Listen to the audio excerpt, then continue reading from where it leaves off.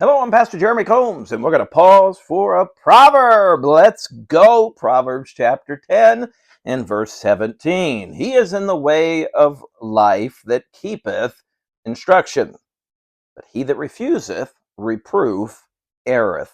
Life is guided by both directions and corrections. Best way to live is to listen to both, which are given to us all along the way.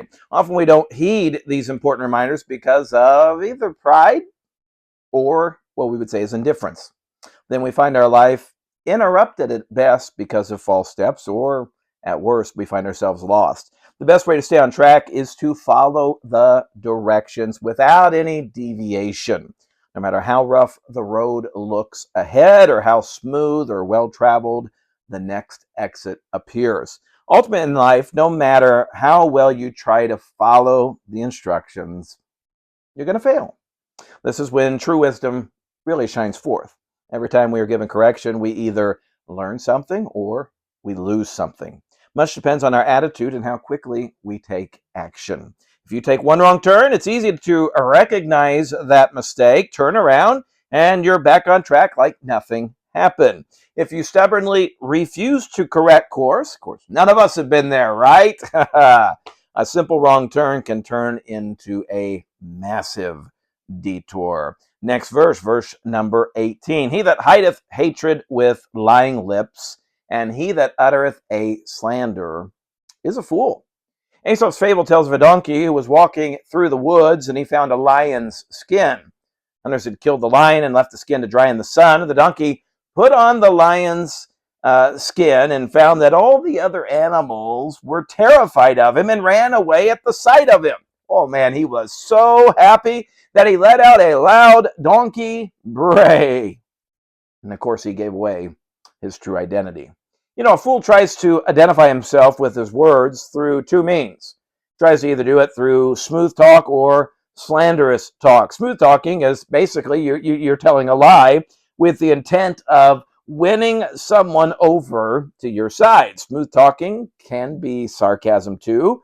Never mislead somebody with smooth or sarcastic words. Slanderous words are words that are given out to harm someone or something. The example of this is when the spies for the children of Israel brought an evil report back to the people, and they brought a slander upon the land, is what Numbers 14:36 says.